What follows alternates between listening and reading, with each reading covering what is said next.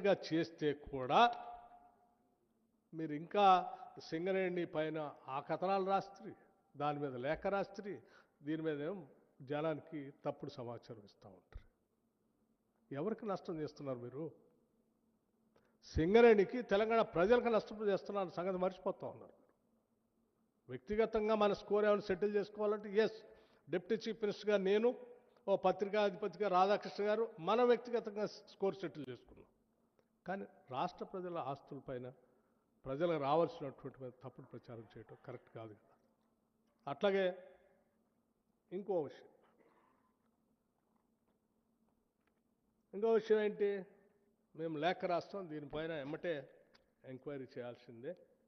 Diesel theft సంబంధించి కూడా నేను ఇస్తాను. డీజిల్ థెఫ్ట్ సంబంధించినప్పుడు అందులో కొద్దిమంది అధికారులు ఉన్నారు, వాళ్ళ మీద విజిలెన్స్ కేసులు కూడా ఉన్నాయి. ఇప్పుడు వాళ్ళు ఏడ పని చేస్తున్నారో కూడా ఇస్తాను నేను. కొద్ది రోజుల తర్వాత మళ్ళీ అవి కూడా రిలీజ్ చేస్తాను.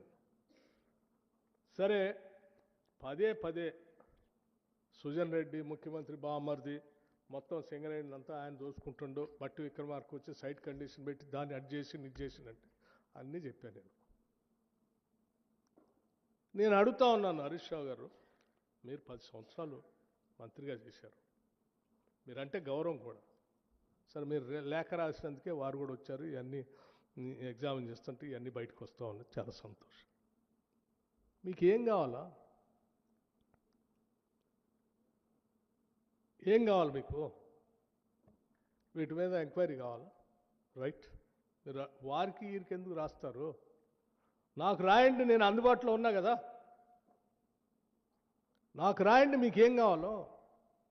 మీరు వారికి లేఖ రాసి తెలంగాణను ఎందుకు ఇబ్బంది పెడతారు? నాకు రాయండి. 2014 నుంచి నేటి వరకు, నేటి 9 ఆ టెండర్ క్లోజ్ దగ్గర వరకు మొత్తం అన్నిటి మీద మీరు ఎంక్వైరీ చేయండి, సిట్ వేయండి, లేకపోతే ఇంకేదైనా ఎంక్వైరీ చేయండి, మీరు చేపించండి. తెలంగాణ ప్రజల ఆస్తులు ఇవి కావాలి అని చెప్పి మీరు నాకు రాయండి. నేనే డిప్యూటీ చీఫ్ మినిస్టర్గా ఈ శాఖని బాధ్యత, ఎనర్జీ శాఖను చూస్తున్న వ్యక్తిగా, మా ముఖ్యమంత్రి గారు వాళ్ళ ఊళ్ళో లేడు, దావోస్లో ఉన్నారు. వారు రాగానే వారితో మాట్లాడి వారిని ఒప్పించి మొత్తం 2014 నుంచి ఇప్పటి వరకు జరిగినటువంటి కాంట్రాక్ట్స్, బిడ్స్, సింగరేణిలో జరిగిన ఈ అన్నిటిపైన ఇంక్లూడింగ్ తాడిచెర్ల ఓబీ